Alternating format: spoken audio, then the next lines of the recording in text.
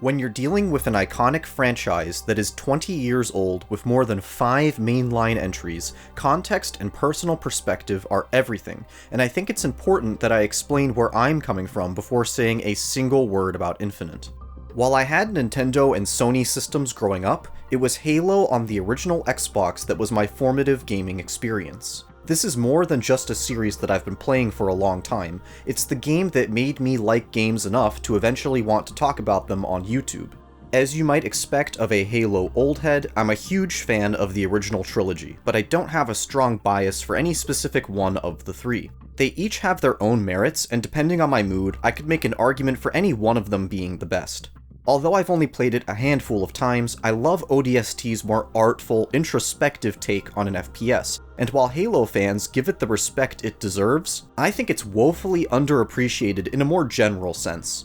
I can't say I was the biggest fan of Reach back in 2010, but coming back to it now, it's quite good with the title update tweaks. And while I think the campaign is missing that extra something, it's still great and was a nice send-off to the series for Bungie. After Bungie left Microsoft and 343 Industries became the new stewards of Halo, my interest, as well as public perception, began to decline. CE Anniversary was a misguided and lazy attempt to win over fans, and to this day, it might as well not exist.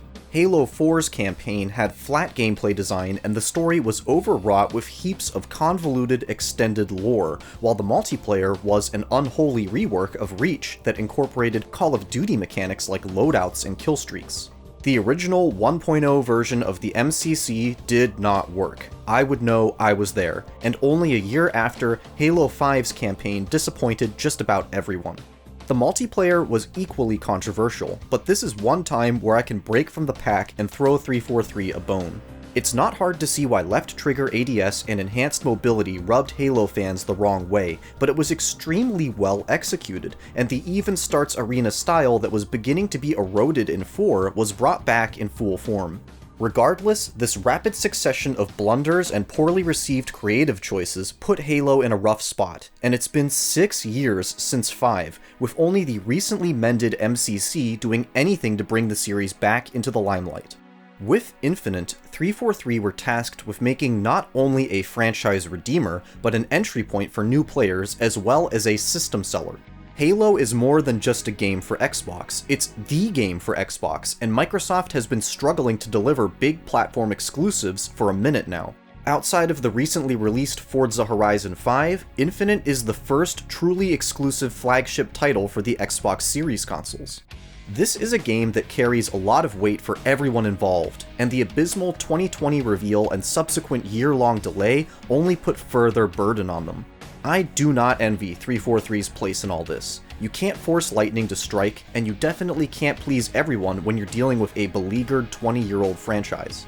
But with the departure of multiple key figures, constant small changes as a result of fan feedback on flight builds, and a rumored budget of $500 million, trying to please everyone is the impression that this project has been giving me. Personally, I've been satiated Halo-wise ever since the rollout of MCC on PC, but I can't deny that just on an industry level alone, I've been intensely curious as to how Infinite would pan out. Well, after playing for 40 hours, I feel qualified to share my thoughts on the matter.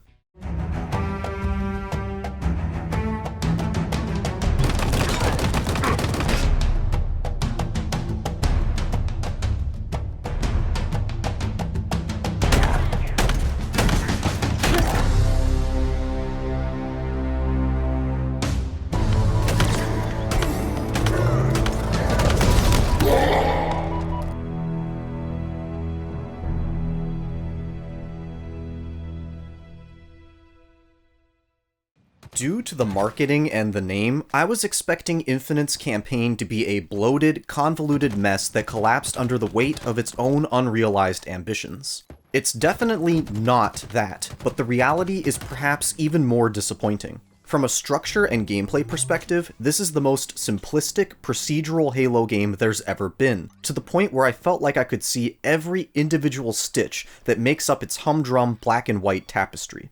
The game is split into two disparate parts, the open world and the main story missions. The open world component is new and it's the most attention-grabbing aspect of the game. It's obvious that 343 was attempting to echo the more free-form moments from Combat Evolved, but what they delivered is, to me, the most cynical interpretation of that, made with the painfully played-out motifs of modern open-world games. First off, the entire map is visually identical. It's the same grassy biome over and over again, and it's also a pain to traverse without an aircraft, due to the extensive use of invisible walls and mountainous terrain. I'm not exaggerating when I say that this is just one monotonous blob of a map. This is not a place that I became familiar with as I played. There are no recognizable landmarks, and from a graphical standpoint, I don't think it holds up either. It's all very reminiscent of Rust or an early build of PUBG.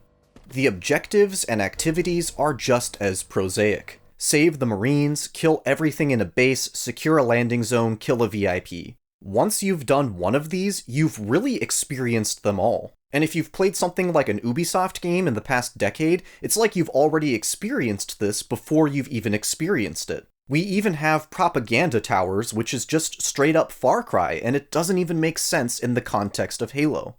80% of the dots on the map are completed by killing every enemy, so doing them is like checking off a shore list. Halo is extremely limited in how you can interact with the world. You can't even do stealth, so why on fucking earth would they go for this tackle it your way Ubisoft approach when there is literally only one way to tackle it? In a Halo game, the player can only do so much to shake things up. We're relying on the level design to do that for us, and with these open world objectives, there just isn't any design to be found other than copious amounts of explosive barrels, which, might I add, make these objectives even easier than they already were.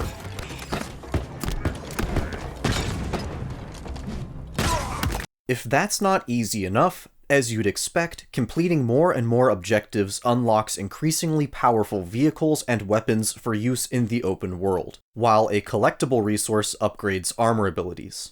I fundamentally disagree with taking Halo in this direction, and I knew that's where things were heading the moment I saw the original 2020 reveal. It's clearly chasing a top-selling industry trend, and I can imagine that the decision to take it in this route was made by someone who was not even directly involved in development.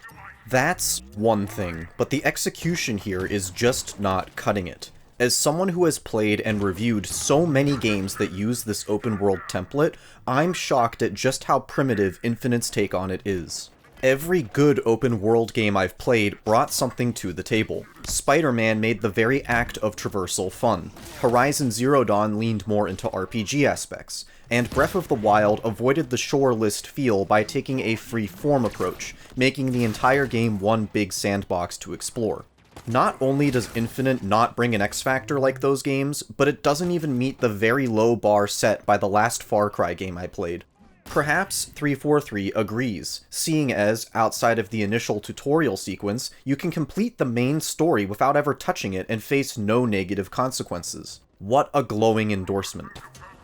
As I mentioned, the story missions and open world are very much separate entities, both in a figurative and literal sense. Save for a few moments that require you to traverse the open world, the story missions mostly take place indoors. That's not to say that they're all that different though. Playing them is every bit as repetitive and uninspired as what takes place on the surface of Zeta Halo. The brown and green grasslands are replaced with, admittedly much better looking, Forerunner caverns, and the lack of design found on the surface is replaced with design, just not very much of it. Every single mission is structured around doing the same thing or going to the same thing in different places 2 or 3 times.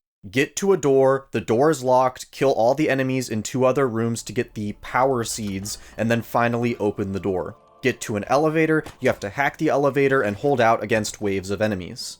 And listen, when you really break any game down, that's pretty much all that's ever going on. But the difference is that in Infinite, there's nothing to distract from that.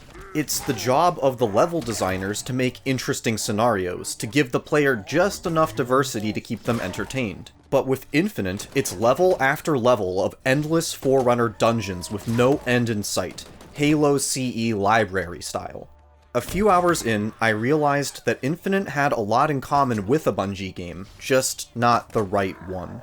Locked door after locked door, power seeds to progress, and repetitive, flavorless level design with little to no set pieces. This is like a greatest hits of Destiny 1's story missions. That game was clowned relentlessly for it, and rightfully so. I don't see why 343 should get a pass for doing the exact same thing. And when I say exact, I mean exact. They even saw fit to incorporate frequent boss fights complete with Destiny or Borderlands style health bars.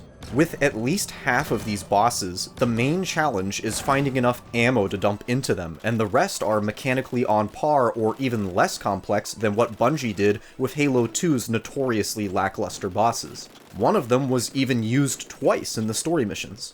Not only are these fights tacky, they're not fun, and that's a problem when it's the only thing breaking up these long stretches of copy-paste Forerunner hallways. The mind-numbing simplicity of this game's structure exposes an even deeper problem with Infinite: the sandbox. At a base level, there is some fun to be had with the gameplay, no doubt. The shooting is enjoyable, guns give good feedback, and a few of the new elements, mainly the grappling hook, are entertaining. But after sitting through hours of repetitive levels, I came to the conclusion that this is perhaps the most poorly conceived gameplay sandbox ever to be in a Halo game. First things first, I played on Heroic and the AI sucked. I won't call it cyberpunk bad, but there were a handful of moments that gave me flashbacks to my time in Night City.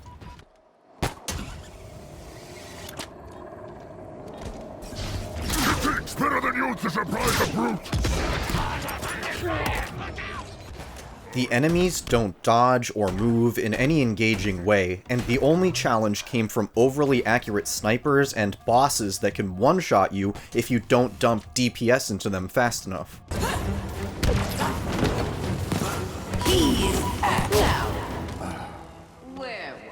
As for the weapon sandbox, you can basically ignore it, which should never be the case in a Halo game.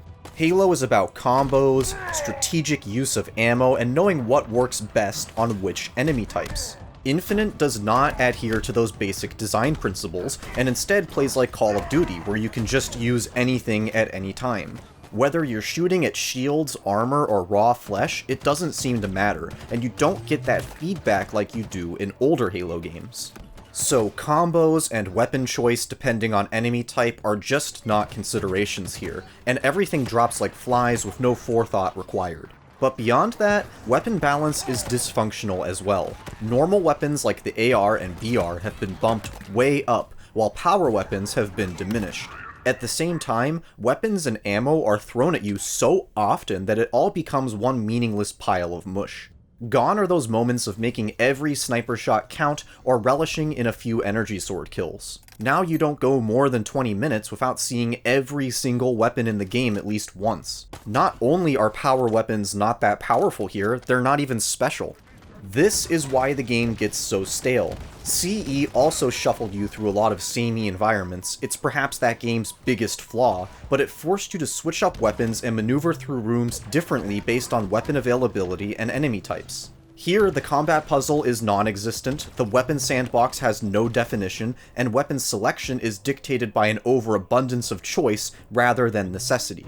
Infinite does attempt to bring something new with its armor abilities, which work very differently from multiplayer. Instead of being an equipment-style pickup, they are permanent fixtures that recharge, and you can swap between all of them at any time. Sort of a mix between 5 and Reach. As I mentioned, there's an upgrade system, which, in a Halo game, makes me nauseous, but it's an inevitable inclusion for any game with an open-world component. The grappling hook absolutely dominates and is so easy to abuse after the first upgrade. Meanwhile, the drop shield and radar detector are usually too slow for the fast pace of this game, and the Halo 5 style thruster just does what the grappling hook does, but worse. The grappling hook kind of transforms the game, and for the better, I think. It sort of functioned as an in-game fidget spinner for me while the boring-ass missions played out. It makes me wonder if every ability being that impactful would make this a better game, or just outright break it.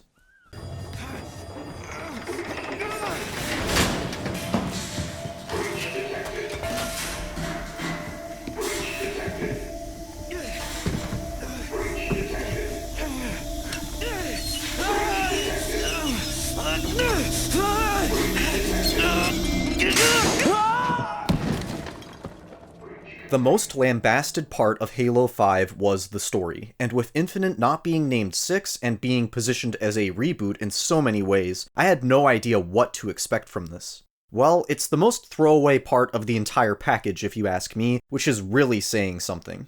Infinite takes place right after the end of what would have been Halo 6. The UNSC have cornered Cortana on Zeta Halo, where she is destroyed, while they're simultaneously attacked and ultimately defeated by the Banished, a Covenant splinter faction that you'd only be familiar with if you played the Halo Wars 2 campaign.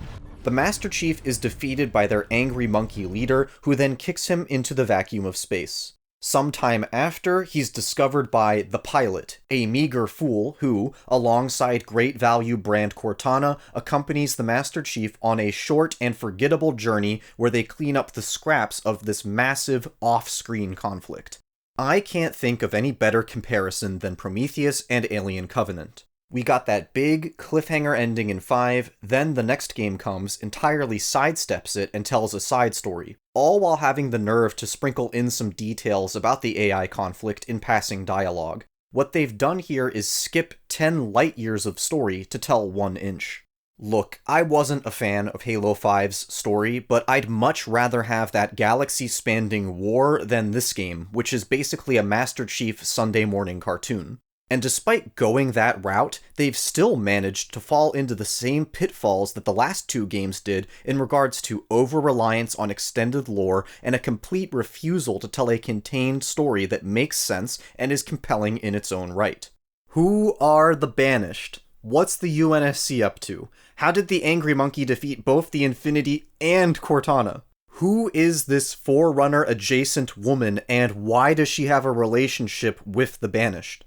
If you're willing to play every side game, read every book and graphic novel, and collect every data log in this game, then maybe, after a few hours of Halo lore homework, you can answer those questions. But in the context of this game, as someone who has played every mainline game, a lot of it doesn't make sense in the moment, and more importantly, it's not enjoyable.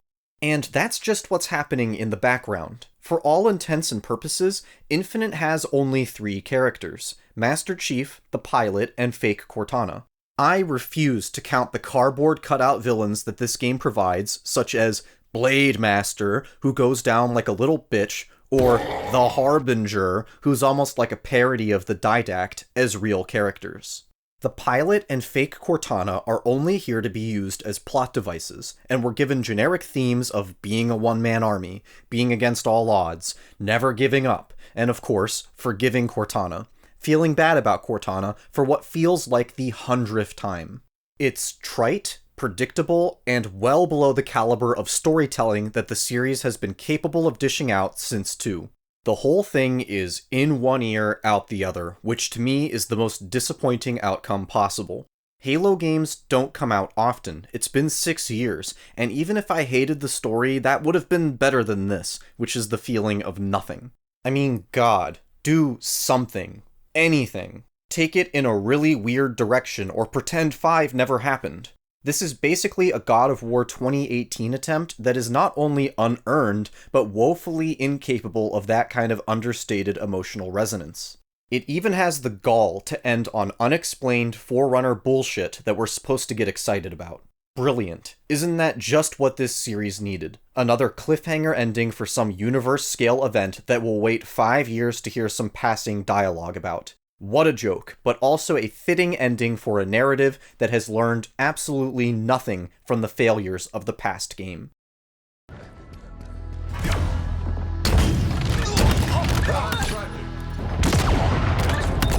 You are an artist, and this vehicle is your brush. Double kill.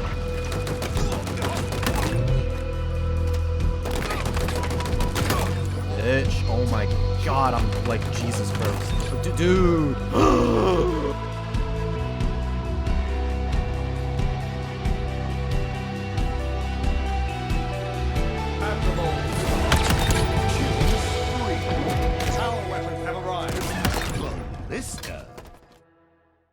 While 343 has yet to prove themselves to me in regards to single-player campaigns, after 5 I do trust them to deliver a solid multiplayer component. I can understand why 5 proved to be so controversial, but the core gameplay feel was extremely satisfying and I refuse to be told otherwise.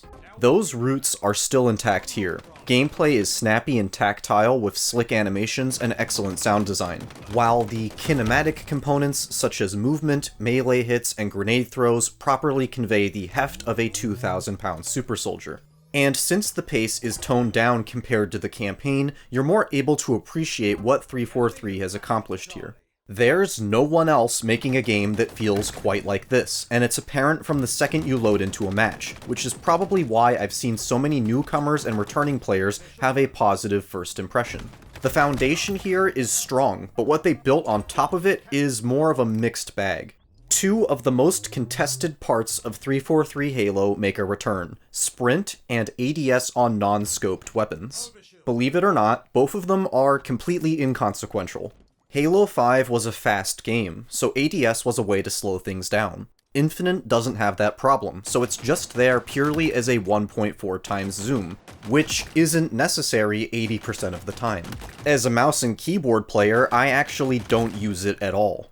Likewise, sprinting has been slowed down so much that the slight speed increase isn't worth the lengthy weapon ready animation that you incur. So why even have them in the game? Well, my best guess is that it's something of an accessibility or comfort feature for new players who expect these features in a shooter. I don't find there to be anything inherently wrong with that, especially since I can just ignore them, but it seems like using them is objectively a disadvantage, which is unfair to those new players who will inevitably commit them to muscle memory.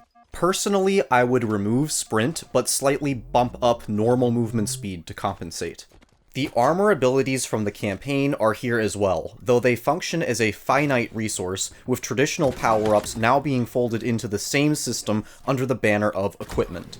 This must have been very tricky for 343 to design and balance. On one hand, you have this fanbase that has not received previous iterations of this well, but if you don't do anything, you end up with a redundant game.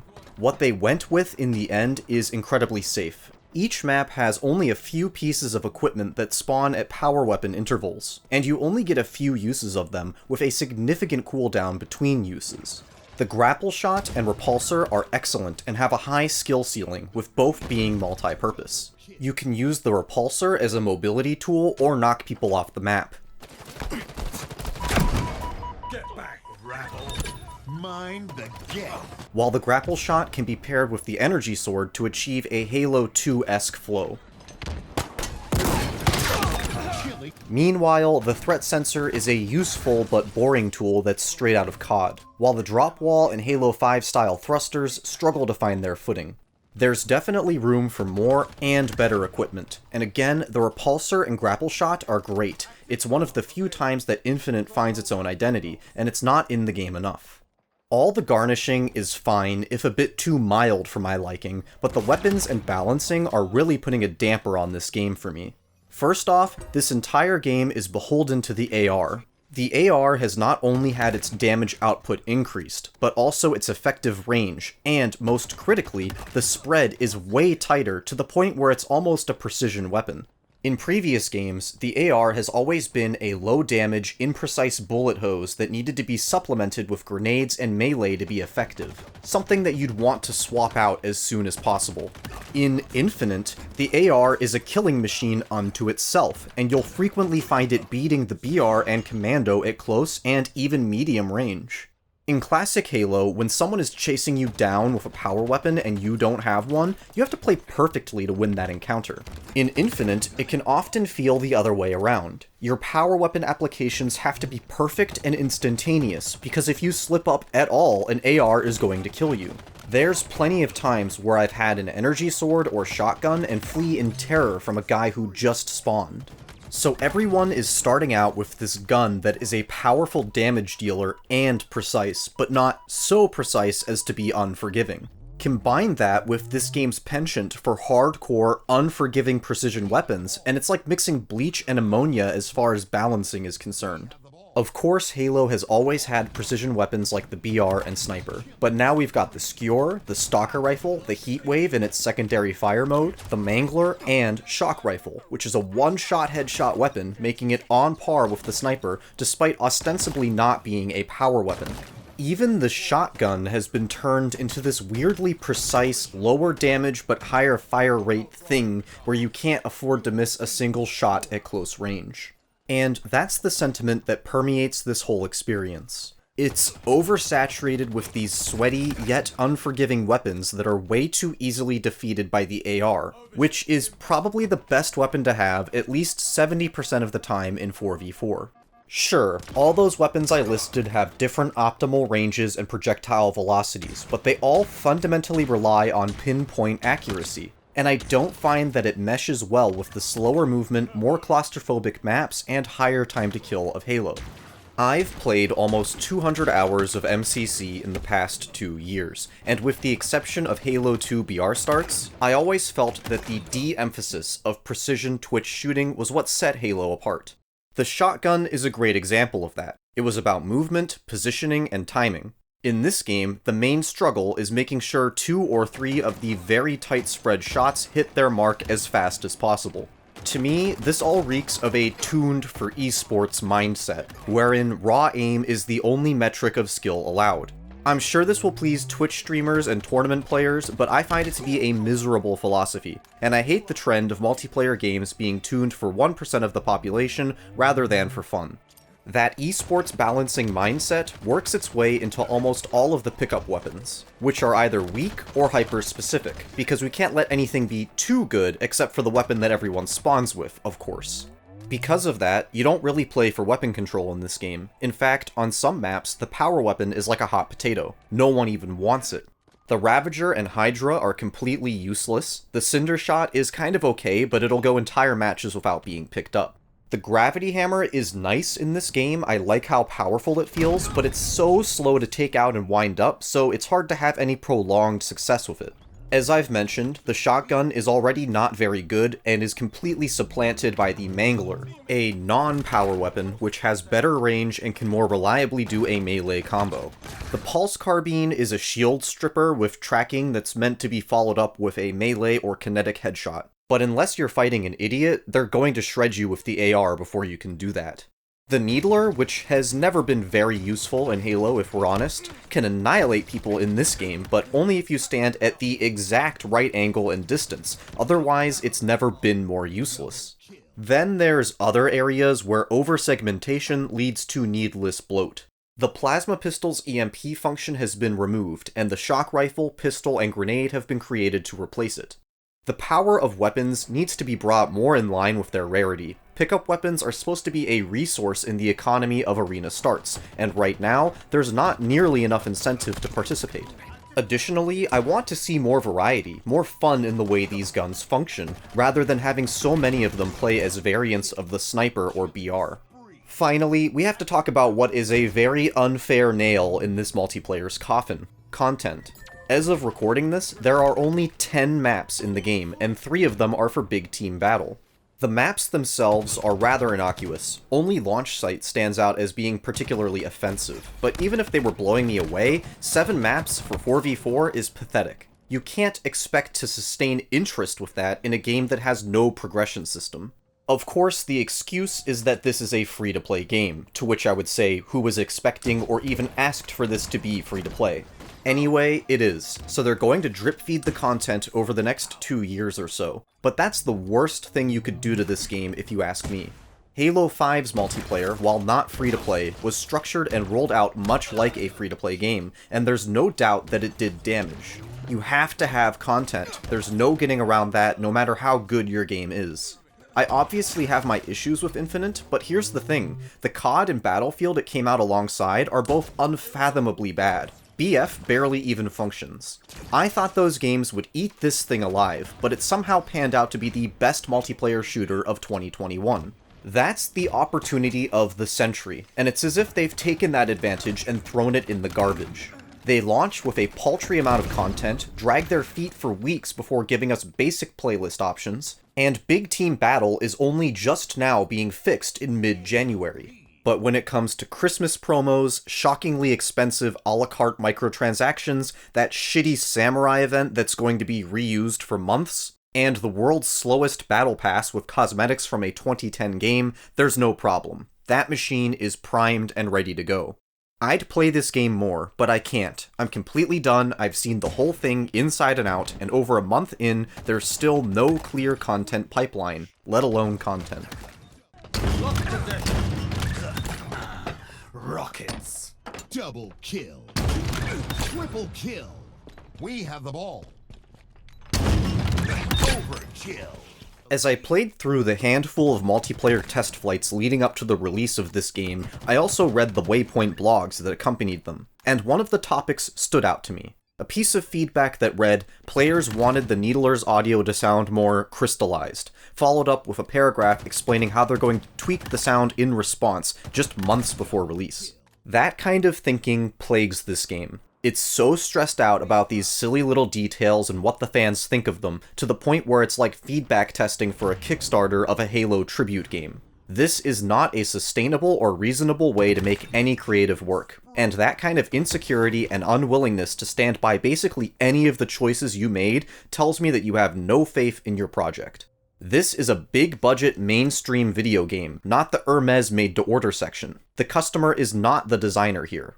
We already have that crowd-pleaser classic Halo game. It's called the MCC, you can play it basically everywhere, and it includes every game ever with a healthy player base. I understand 343's hesitancy, but it doesn't make me enjoy the shortcomings that are a direct result of it, and while there's nothing wrong with listening to the fans, at some point, you do have to draw a line and stand by your decisions. And ironically, when it comes to what matters, particularly with the campaign, they haven't learned much. I refuse to accept that this is 343's vision, or anyone's vision. It's a bastard game that's being pulled in 30 different directions by 30 different types of people, and much like a medieval dismemberment, the result can be ugly. The verdict for Infinite is a little complicated. Since the campaign is sold as a separate $60 package that has nothing to do with multiplayer, these are technically two separate games. For the campaign, I'm feeling a 4 out of 10. It sounds harsh, and it feels harsh, but there are very few positives, and the bulk of it, while more boring than outright offensive, doesn't meet my personal threshold for average, so I can't give it a 5. Multiplayer is a 6 out of 10. It's definitely more promising, and again, benefits tremendously from the current shooter landscape's insane shortcomings. Since it is free, it's something that I can definitely recommend, but don't expect to be entertained for more than 3 weeks of regular play. It needs a lot of work and a shit ton more content, but I do believe that those fixes are possible, and based on the MCC, they probably will morph this game into something better. But this is the game we have now, and it's the game we're going to have for the foreseeable future. I'm done defending games and products in general that take this ship now, fix later Silicon Valley approach. It's a sickness in the industry, and moreover, it's killing these games early, which is unfair to every single person that worked on them, especially those who are in the trenches, really making things happen. This game had an abrupt, year-long delay, and yet it's still launching with 10 maps and without campaign co-op or Forge mode. Whether those are due to a true lack of development resources or are part of an artificial drip feed model is anyone's guess. But either way, it's an insane way to launch a game that needed every ounce of likability possible. If you made it all the way through this Russian novel of a review, thank you. It was a massive project for me. As someone who is very cognizant of popular opinion, I'm aware that my take here is not going with the grain for sure. So feel free to talk about your thoughts on Infinite in the comments. Until next time, thanks for watching.